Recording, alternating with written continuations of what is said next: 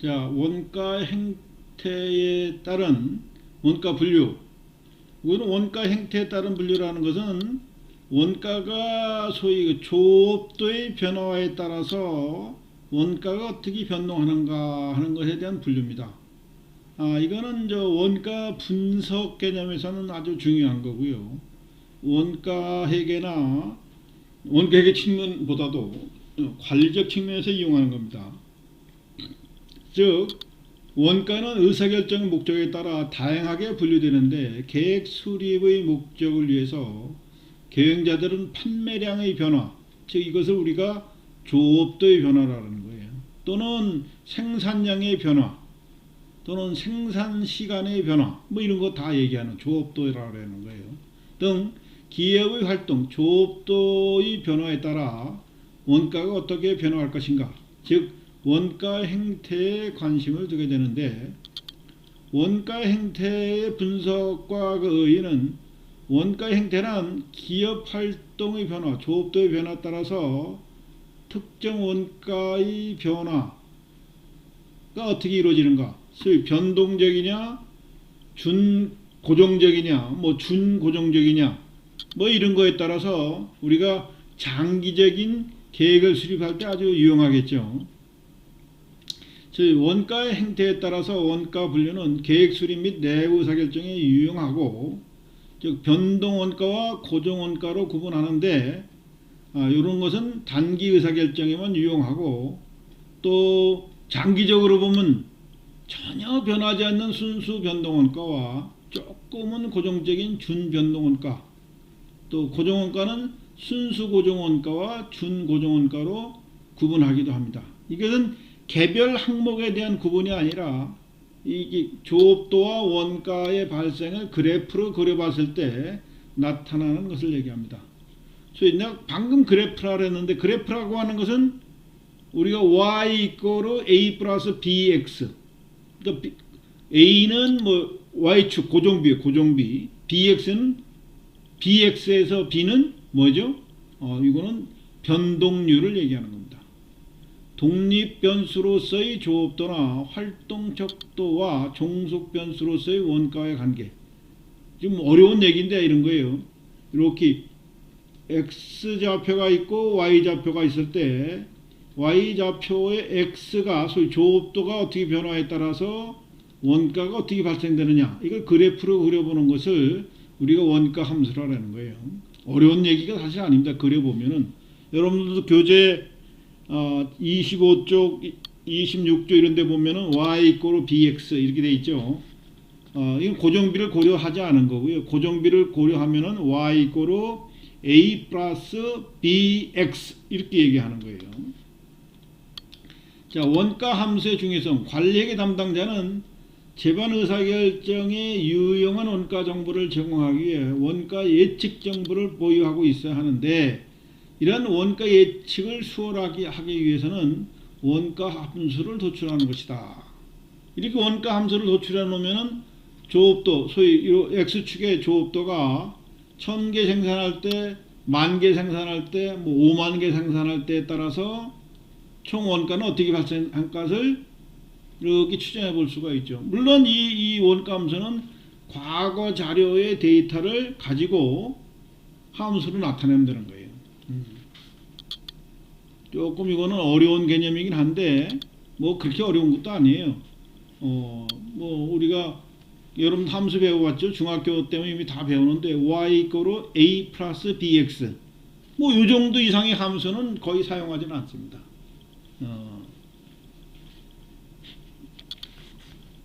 관련 범위라고 하는 것은, 자, 요 밑에 그림을 잘 보시면은 x축이 생산량이고 요게 이제 조업도예요. y축이 총 원가인데, 총 원가 발생 행태를 보니까 이렇게 약간의 곡선을 그리고 있어요. 그죠? 근데 이제 이것을 분석하는 데서 이 곡선으로 나타난 이거는 뭐 AX가 아니라 AX의 뭐 2승이라든가 이런 식으로 표현되면 우리가 추정하기가 어려워요. 그래서 이런 형태로 나타나는데, 여기 이제 경제학적 곡선인데 요 특정 구간만 딱 끊어놓고 보면은 요 일직선의 비슷하죠. 그래서 우리가 의사결정은 요 구간 내에서의 결정이기 때문에 짧으면 짧을수록 더 길이는 짧아지죠. 직선이고 요 구간 내에서의 결정이기 때문에 직선으로 봐도 요 구간 내에서는 직선으로 보고 판단해도 크게 다르지 않습니다. 그래서 자 이렇게 관리에게서의 원가 행태 경제학 요게 이제 경제학적 원가 곡선이고요. 관리에게서는 그냥 일직선으로 추정을 하는 거예요. 관련 범위 내에서 보면 잘라놓고 보면은 그 짧은 구간에서는 일직선 내죠. 그래서 요 구간 내에서의 고정비와 요것들로 이렇게 보면 이게 고정비고요. 요 각도가 변동률이죠, 그죠? 또 BX에서 B를 얘기하는 거죠. 자, 관련 범위 한 기업이 단기간 동안의 활동을 효율적으로 수행할 수 있는 활동 범위.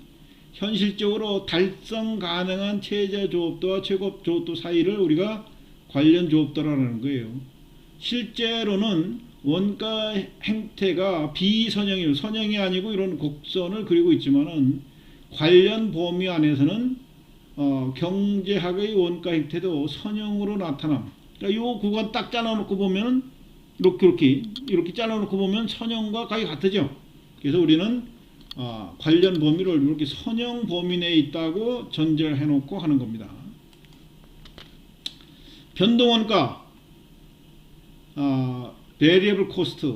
그러니까 우리가 y = bx 할 때 이 b가 변동률이에요. 그러니까 조업도의 변화에 따라서 조업도가 10이냐 20이냐에 따라서 즉 x가 10이냐 20이냐에 따라서 y 값이 결정된다 이런 얘기예요. 그러니까 그건 뭘래요? 요 각도로. 요게 b죠. b 변동률. 변동원가 순수 변동 관련 범위 내 조업도의 수준의 증감에 따라 그 원가의 증감의 총액이 비례적으로 변하는 원가 변동 비례적으로 변화했죠. 이렇게 일정한 율로 매출 원가가 대표적이고 그 외에 뭐 이런 것들이 있다. 변동원가식은 y = bx 소위 단위당 변동원가 이걸 뭐라 한다 그랬죠? 변동율, 변동비율 그 다음에 조업들을 곱한다. 변동원가는 활동 수준이 제로이면서 발생된 원가도 제로를 유지하고요. 변동원가는 그 발생 총액이 조업 수준에 비례해서 변동하며 단위당 변동원가는 관련 범위 내에서 일정하다. 이게 이제 관련 단위는 일정한 비율로 이게 변동 비율. 그러니까 조업도의 변화에 따라서 단위당 원가는 일정하다고 보고 이걸 누적하면 이렇게 커지겠죠. 이렇게. 그 다음에 이제 고정원가는 조업도가 아무리 변해도 일정하다는 거예요. 일정하다. 그러니까 이런 거는 뭐 예를 들면은 월급 또 1년 동안의 감가상각비 이런 거는 생산량이 증가한다고 감가상각비가 늘거나 그런 건 아니죠. 또 종업원 중에 생산직이 아니면은 월급도 일정하겠죠. 이런 게 고정비예요. 그러니까 y = a. 내가 아까 예를 들어서 y = a 플러스 bx 이런 얘기를 많이 했죠. 그래서 그 a가 해당하는 것이 고정원가입니다. 예로서 임차료, 감가상각비, 보험료, 재산세 이런 것들이에요. 고정원가는 총원가가 일정하지만은 단위당 고정원가는 조업도 수준이 나면 반비례적으로 감소한다. 이건 왜냐면은 조업도가 늘어나면은 자 요거 만약에 조업도가 10이다 그러면 단위당 2만이 되겠죠. 만약에 조업도가 20이다 그러면 어떻게 되겠어요? 단위당 10이 되겠죠. 이렇게 단위가 조업도가 증가함에 따라서 단위가 이렇게 줄어들죠. 이렇게.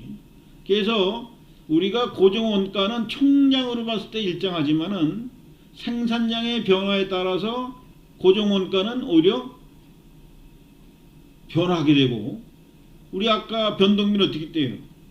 단위량은 일정하지만은 총생산량에 따라 이건 증가하죠. 이런 그 말장난 같은 걸 이용해서 시험에 객관식 시험에 많이 내는 경우도 있습니다. 자, 준변동원가는 그러니까 조업도의 변화와 관계없이 발생하는 일정의 고정원가와 조업도의 변화에 따라 발생하는 변동원가로 구성된다. 총 변동원가 요소와 고정원가에 모두 포함되어 있다. 자, 이런 경우 y 이꼬르 bx 하면은 요거는 고정원가고 요 b는 변동비율이라 했죠. 그죠? 변동비율. 그러니까 일반적으로 원가 형태는 y 이꼬르 bx 이렇게 되어 있습니다. 아까부터 여러 번 얘기했지만 조업도라고 하는 것은 생산량 또는 노동시간, 기계 노동시간, 기계 가동시간 뭐 이런 것들이 되는 거예요.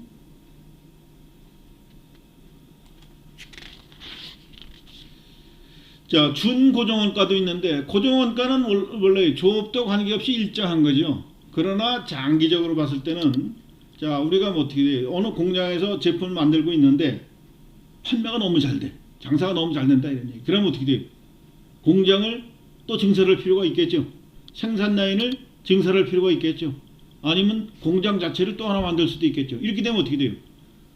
공장 생산 라인 하나 증설하면 고정비가 확 올라가겠죠. 기계 사고 뭐하고 하면. 또 공장을 하나 더 짓는다면 땅도 사야 되죠. 그죠? 막 올라가죠.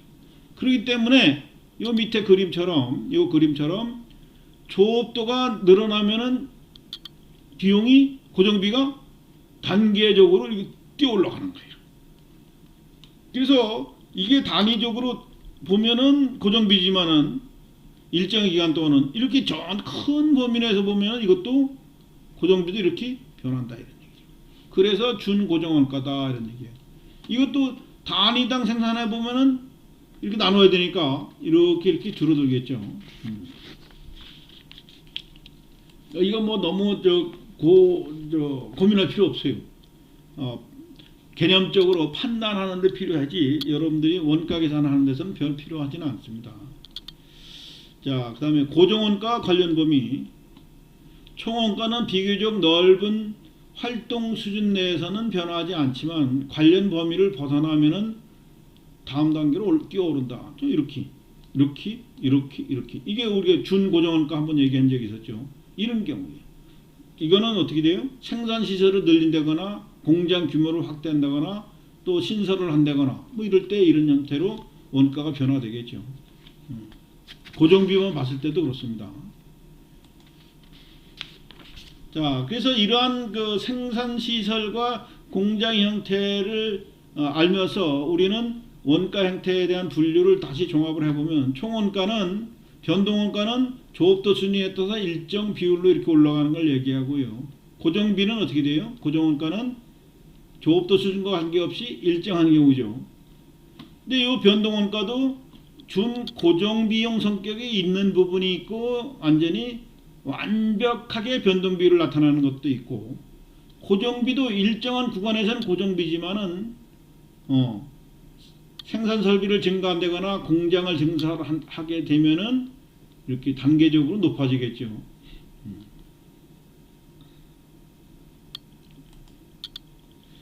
자, 그 다음에 의사결정을 위한 원가 분류. 관련 원가는 아까 렐레번트 코스트에서 저 앞에서 얘기했었죠. 어떤 선택의 대안이 있는 경우 의사결정에 영향을 미치는 원가를 우리가 딴 거를 다 고려하면 머리만 아프고 복잡해요. 그러나 관련된 것만 딱 따다가 비교하면 우리가 쉽게 파악해 볼 수가 있죠. 그런 게 뭐라고? 증분원가, 차액원가, 기회원가 이런 개념이라 했어요. 차액원가는 대안 간의 차이, A안이냐 B안이냐 같은 요소들은 다 떼어버리고 차이 나는 것만 비교하는 거예요. 증분원가는 이거를 추가 생산을 할 것이냐 지금 그만둘까 이런 의사결정을 할 때 어떤 의사결정을 한다면은 그때 더 늘어나는 원가를 가지고 또 들어오는 수익과 비교하면 되겠죠. 이럴 때는 증분원가를 개념을 가지고 합니다. 자, 이 기회원가는 보통 회계학적으로는 계산되지는 않지만은 대부분의 의사결정은 다 기회원가를 고려를 합니다.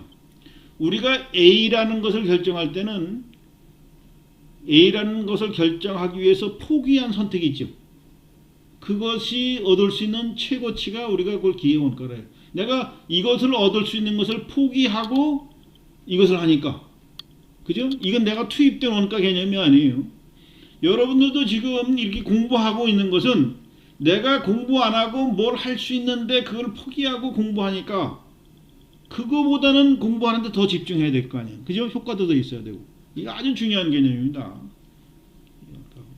기회원가는 우리가 들어드릴 수 있는 예도 많지만 우리가 이렇게 인터넷 강의로 강의 시간이 제한되어 있기 때문에 많은 예를 들어지 못한 게 좀 아쉽긴 한데, 자, 최선의 대안을 선택하는 경우 차원의 대안 다원에서 얻을 수 있는 경제적 효益, 즉 기회원가는 재무제표에 반영되지 않지만 의사결정 시 반드시 고려해야 된다 하는 얘기예요. 비관련 원가, 의사결정에 영향을 미치지 않는 원가. 보통 사람들, 회계하기를 하던 경영하던 집에서도 많은 사람들은 여기에 그냥 매몰되어 있어요. 묻혀 있어서 진짜 후회도 많이 하고 탄식도 많이 하고 의사결정도 잘못하는 경우가 많아요. 대안 간에 별 차이가 없는 거 고민할 필요가 없죠. 이거는 역사적 원가, 매몰 원가라고 해요. 이거는 과거에 내가 뭐 지금 의사결정 할 때 고려했던 것 아무 소용이 없어요. 내가 지금 미래적 의사결정, 내가 저거 100만 원 주고 샀는데, 500만 원 주고 샀는데, 내가 뭘 어떻게 했는데 이걸 가지고 맨날 아까우면 소용 없어요. 오늘 이 순간 미래를 위해서 의사결정을 하는 거예요. 그죠? 그래서 이런 매몰 원가는 의사결정에 오히려 방해가 된다 하는 개념입니다. 자, 그러면 강의는 여기까지 하고, 다만 여러분들 과제가 있습니다. 연습 문제들은 꼭 객관식 문제 꼭 풀어보시고요. 주관식 문제도 꼭 풀어봐야 됩니다. 그러니까 우리가 지금 개념적으로 정리했던 거 완벽히 이해했느냐?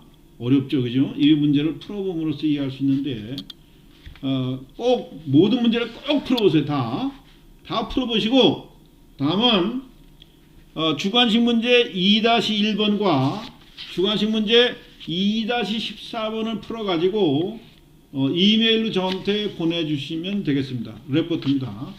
하여튼 수고하셨습니다.